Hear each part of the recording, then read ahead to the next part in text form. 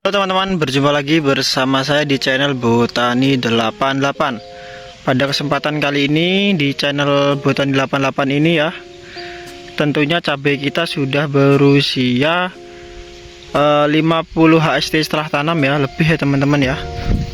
Perkembangannya ya seperti ini teman-teman. Sudah mulai tumbuh bunga-bunganya ya teman-teman. Ini ya teman-teman ya, dan juga ini yang kuning ya teman-teman. Ini kuning mulai lahir ya teman-teman ya. Jadi kita cukup kewalahan ya teman-teman ya untuk memperbaiki yang bibit sudah kuning duluan ya teman-teman ya. Jadi saya ini petani pemula. Kemarin pas semai itu kita kurang melakukan penyepraian karena tempat semai itu sangat terbuka ya teman-teman ya. Jadi hama-hama itu mudah sekali untuk menyerang tanaman atau bibit cabai kita yang kita semai itu ya teman-teman ya. Jadi ini buat pelajaran yang cukup penting. Jadi teman-teman kalau mau memulai menanam cabai itu harus benar-benar cabainya yang benar-benar sehat ya teman-teman ya. Jangan seperti ini ya teman-teman ya, nanti hasilnya kurang enak di hati ya teman-teman. Tentunya tidak sesuai ekspektasi. Dan teman-teman bisa lihat di sini ada cabai kita yang terkena layu fusarium ya teman-teman ya. Dan bunganya ini banyak dan ini sangat sehat ya teman-teman ya untuk apa itu namanya itu, pohonnya sebelumnya ini cukup sehat sekali, tiba-tiba mati seperti ini ya teman-teman ya. Ini jelas ya, sudah jelas sekali ini terkena dari bawah ya teman-teman. Apa yang menyerang adalah, setahu saya ini adalah jamur patogen ya teman-teman ya, atau sebuah bakteri yang tidak baik untuk tanaman ya teman-teman, yaitu ada makhluknya lah ibaratnya tuh, jamurnya itu. Jadi dia menyerang akar ya teman-teman ya. Oke, biasanya seperti ini tuh terjadi di musim penghujan banyaknya ya teman-teman, dikarenakan kebanyakan untuk tanahnya ini pH nya itu drop ya teman-teman biasanya. Jadi jamur mudah masuk ke dalam tanaman atau menyerang menyerang tanaman kita lah teman-teman. Jadi lebih mudah untuk diserang lah tanamannya kalau pH nya ini drop ya teman-teman ya. Nanti kita akan cek dengan pH meter yang kita punya ini ya teman-teman ya. Ini pH meternya, ini murah aja teman-teman ya. Jadi yang murahan tapi ya lumayan efektif ya teman-teman ya. Teman-teman bisa beli di toko online banyak ya teman-teman untuk pH meter seperti ini, untuk mengetahui gimana sih kondisi tanah kita ya, apakah pH nya itu drop atau gimana ya teman-teman ya. Oke, saya izinkan saya menjelaskan kembali ya teman-teman ya. Ini kenapa sih kita harus selalu berusaha ya atau berupaya untuk menstabilkan yang namanya pH tanah ya. Salah satunya ini agar jamur patogen penyakit itu tidak mudah masuk ke dalam tanaman kita tentunya ya teman-teman ya. Dan ini jelas pH nya pasti drop terus diserang jamur ya teman-teman ya. Ini padahal sudah ada yang mulai berbuah ya teman-teman ya, ini sudah membentuk. Oke, jadi ini kita waspadai ya, tentunya di musim penghujan ini cukup sering terjadi seperti ini. Teman-teman bisa menambahkannya kapur dolomit, untuk alternatifnya itu juga ada ya teman-teman ya, menggunakan kapur bangunan yang sudah kita olah ya teman-teman. Videonya ada di channel ini ya teman-teman ya.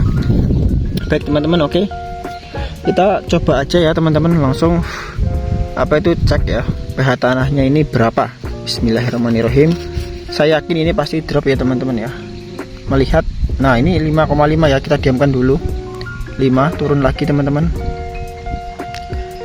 Apakah 5? Oke, ini termasuk drop ya teman-teman ya untuk 5 ini. Ini kurang ditekan sedikit, coba lebih dalam sedikit ya teman-teman ya. pH nya jelas ya teman-teman, di sini 5 ya. Ini drop ya teman-teman, jadi kurang baik ya teman-teman ya. Dan ini biasanya di sebelahnya aja sudah beda ya teman-teman ya, nggak stabil kan dia. Coba kita cek lagi. Maaf.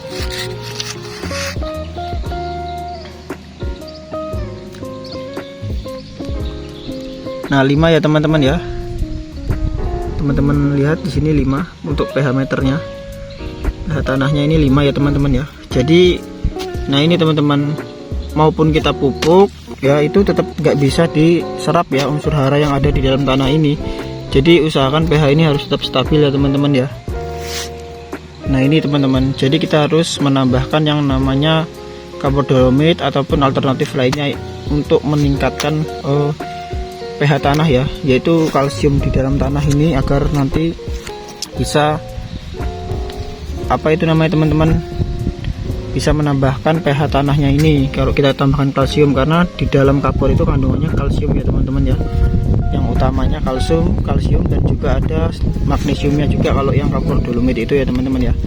Oke teman-teman, jadi mungkin sekian aja video dari Botani 88. Jadi untuk pengalaman aja teman-teman, di sini nanti kita akan menambahkan semuanya ini ya, kita tambahkan ke kalsium ya teman-teman ya, di dalam tanahnya ya teman-teman ya, pas di lubang tanamnya ini.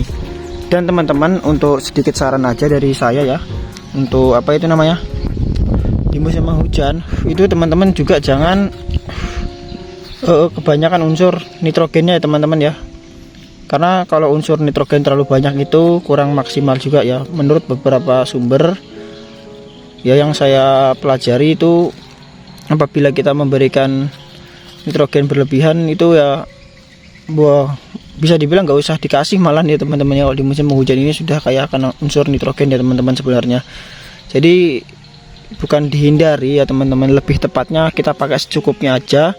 Dan alangkah lebih baiknya lagi ketika teman-teman menggunakan unsur nitrogen di musim penghujan, ketika mau mupuk misalnya menggunakan NPK, itu teman-teman nanti kocor kandungan fungisida ya teman-teman ya, fungisida di pas lubang tanamnya ini teman-teman ya. Jadi di pas perakarannya ini teman-teman bisa kocorkan fungisida setelah melakukan pemupukan unsur N ya teman-teman ya, agar tidak dimakan dengan jamurnya itu ya.